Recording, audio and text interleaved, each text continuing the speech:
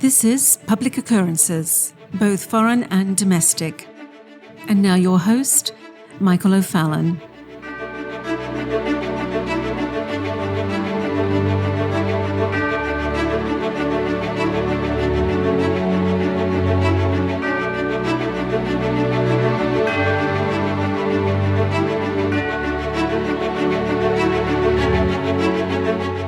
If you have noticed over the last couple of years that in response to global crises or in response to what the media deems as a national threat, you have had a common response to those who are picked as the bad guys in whatever situation that might be deemed as the evil, no good, terrible bad person or organization that, in almost all cases, is the person or group of people that the media is saying are the bad guys.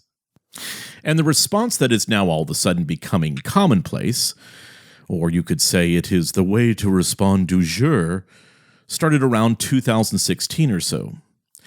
It is the joining of both government embargoes or offensive means of cutting off diplomacy with private businesses cutting off funds, freezing of assets, and deplatforming by private companies and organizations. And I want to give you a few examples from memory of when you might have heard this happening in the last few years. Firstly, a good example would be, you might remember when the PGA, the Pro Golfers Association, removed the long-held championship at the Trump Doral Resort and then moved the championship to Mexico to protest then-candidate Trump's position on illegal immigration. They said that they had to take a stand against hate, which of course is just virtue signaling and ridiculousness. Secondly, you might remember when the NFL and the NBA decided to take part in hard stands against the United States of America by playing the Black national anthem at ball games, disrespecting our American national anthem and the out of many one unity of our nation. In other words, the NBA and the NFL actively participated in dividing the nation, and they did so strategically. Thirdly, you might remember the immediate allegiance of hundreds of corporate brands when the fires of the revolution began in the United States in May of 2020, while the White House was being besieged, and while our nation's cities were on fire. Corporations like United, General Motors, UPS, Apple, MasterCard, Disney World, Marriott Hotel Group, and Google, and many others, especially those that are affiliated with the World Economic Forum, jumped on board and began to push critical race theory and the Marxist organization, the Marxist revolutionary organization known as Black Lives Matter, across the airwaves. They did this in commercials. They did this in print. They did this in ads and social media. And of course, they were joined by folks like Ed Stetzer, a religious man who did the same.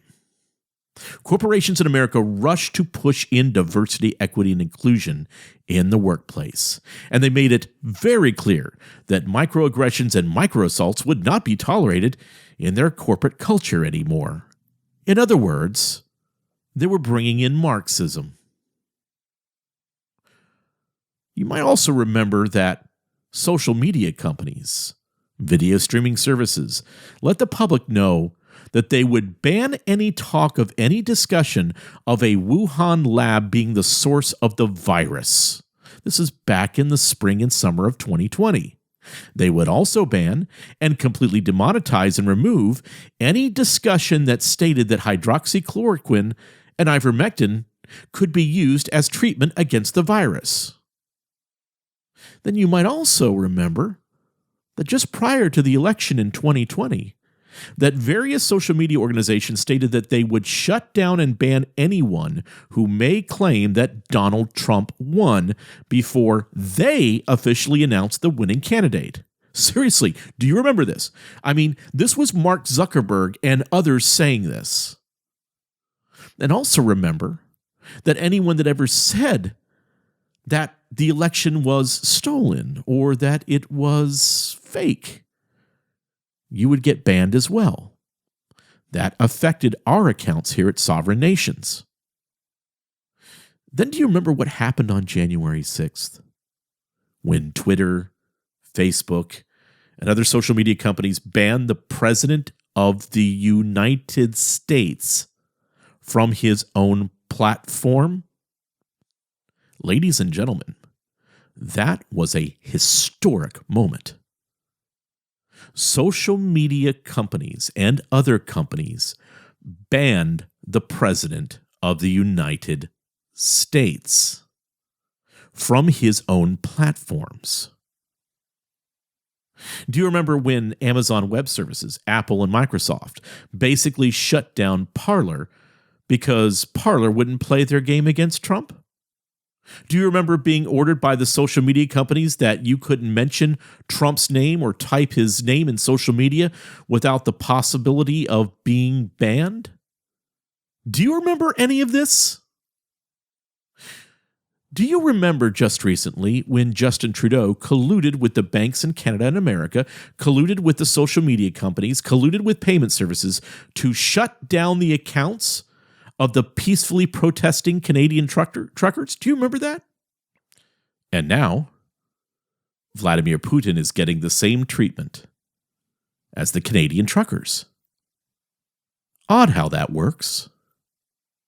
Apple has announced that they are closing their stores in Russia. The tech giant said that it was deeply concerned about the Russian invasion and stands with those suffering as a result of the violence. Apple Pay and other services such as Apple Maps have also been limited. On the other hand, Apple refused to make any adjustments in China over the genocide of the Uyghur people by the Chinese Communist Party. Odd how that works. Now, earlier in Russia, Google restricted news firms funded by the Russian government from advertising tools and some features on YouTube. They said, quote, "We are committed to complying with all sanctions requirements, and we continue to monitor the latest guidance," end quote. This is what the company wrote in a blog post. Google also told the BBC that Google Pay had been limited in their country for those using sanctioned banks. Google has not, however, blocked Google Pay in Russia. Google also said, quote, "Most of our services, like search, maps, and YouTube, currently remain available in Russia, continuing to provide access to global information and perspectives." Well, of course they do. Because they want to make sure that the Russian people get information about what the World Economic Forum, as well as everybody else that are part of a massive push against their current leader, are saying. And so what you are seeing is the enforcement of sanctions, and as well the control of communication by a public-private partnership. Now, this is regardless of whether you are someone who is supporting Ukraine, which you should, and supporting the people that are in Ukraine. But also, if you're even thinking of the people in Russia who are now being punished for what their leader or the conflict that their leader has with NATO and the World Economic Forum. Now, these public-private partnerships, well, sometimes it's just by the private companies and not by the governments, which might be telling you something. And this is the beginning of a fascistic corporatist rule of the world. It is fascism. And it is the beginning of what will be the system that will guide all corporate principles, as well as individual principles. It is the precursor from a macro level of what everyone will be faced with in a micro level. Constant censorship and instant punishment if you, even if you are the President of the United States, will be facing. Or if you are a trucker out protesting against government mandates, oh, you will be punished, and punished quickly, if you do not fall in line with the direction of the new oligarchical technocracy. You must obey, or you will lose everything. And so what you are seeing are the natural consequences of what the World Economic Forum has been putting together for years. The blending of a new order to the world. Not a world that is governed by constitutions and republics and all that old stuff. Not a world of borders and laws that are accountable to the people, but a borderless world, which really is not accountable to the people. A world whose laws and edicts really change with the times, with edicts that change according to what is necessary at the time to accomplish the goals of the ruling class. A world where the news that you are receiving is the news that the ruling elite want you to see and hear, and not the objective truth that may cause you to reject their benevolent leadership. It is a world where truth, in the objective sense, is rejected, and where the primary purpose is the only truth that can be believed, and that is what truth works for the oligarch's ultimate goals. So, for example, if the goals of the new ruling class elite is to force everyone to receive a unique and untested medical procedure, then it is right to hide the side effects and the dangers of your desired medical procedure, because it is all about you accomplishing your goals of beginning a new identification system. And you just can't have people getting hesitant, can you? So those that refuse to get the new medical experiment, well, you freeze those people out of society. You have them fired. You don't allow them to enter stores or restaurants. You bankrupt them. You treat them like you did Donald Trump. Or like you are doing right now to Vladimir Putin and to the Russian people. And you want to know what else? You really want to move everyone in the nation to a new, collective, non-individual transportation system, one that you completely control. So you begin by shutting down all the oil and gas production that your presidential predecessor had created that led to cheap gas and transportation and low costs for goods and food and services. You got to end all that. And what you do is you make sure that you do everything possible to inflate the cost of gas for the average person. You see, you make it painful to fill a tank of gas. So painful that average people who are just trying to make ends meet will be open to your draconian great reset of transportation. So, for example, on MSNBC's show yesterday, this is what Transportation Secretary and Gramscian Marxist Pete Buttigieg said in response to some questions by the anchor. And this is basically what he said was that, in essence, that to combat oil prices skyrocketing amid the Russian invasion of Ukraine, President Joe Biden did not want to authorize the Keystone Pipeline.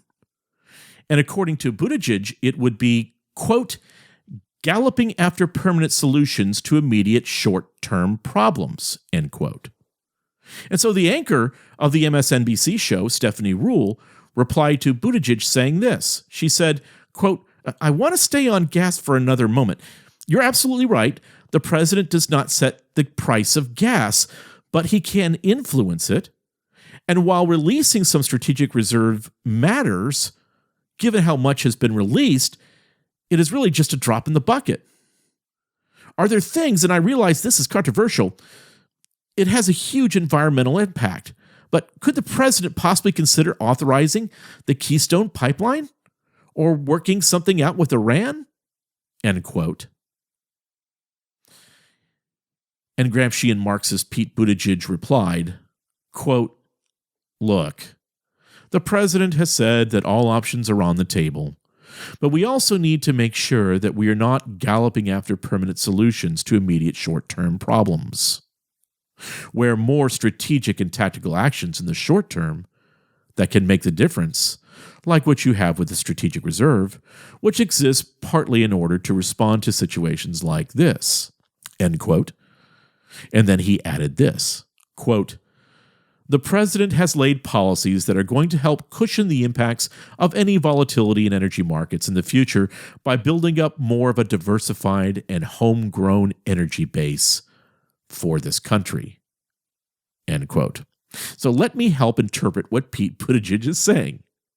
This is what they're saying. The Biden administration is helping to shift consumers from oil and gas and will continue to make sure that the price of oil and gas continues to climb higher and higher until no one can afford to drive anymore. And the Biden administration is working with their private partners, car manufacturers, to completely move away from gasoline and into electric to ensure that the United States follows all of the guidelines of the World Economic Forum and their marketing partners, the United Nations, as we globally implement the 17 sustainability goals for the world. That is what Pete Buttigieg is actually saying. That is why when Biden's special presidential envoy for climate justice, John Kerry, was asked about the situation with Russia, Putin, and Ukraine, Kerry's reply was, quote, "Massive emissions consequences to the war, but equally more importantly, you're going to lose people's focus. You're going to lose certainly big country attention because they will be diverted, and I think it could have a damaging impact." End quote. Kerry added that he hoped Putin would recognize the damage that climate change has allegedly inflicted on his own country and, quote, stay on track, end quote, with fighting it. That was his focus. His focus was that Putin should recognize the damage that climate change has allegedly inflicted on his own country and stay on track. That's what his main focus was. So this is what he continues to say. And I quote, "So, hopefully I think President Putin would realize that in the northern part of his country, they used to live on 66% of a nation that was over frozen land. Well, now it's thawing, and his infrastructure is at risk, and the people of Russia are at risk. And so I hope President Putin will help us to stay on track with respect to what we need to do for the climate." End quote. Yes, John Kerry's main concern in the conflict between Russia and Ukraine is climate change. Because John Kerry's first responsibility is not the saving of lives or the cause of peace, but his first obligation is to the public-private partnership of the global fascists in Davos. Just like every other leader in the world is obligated to the goals of the World Economic Forum and China.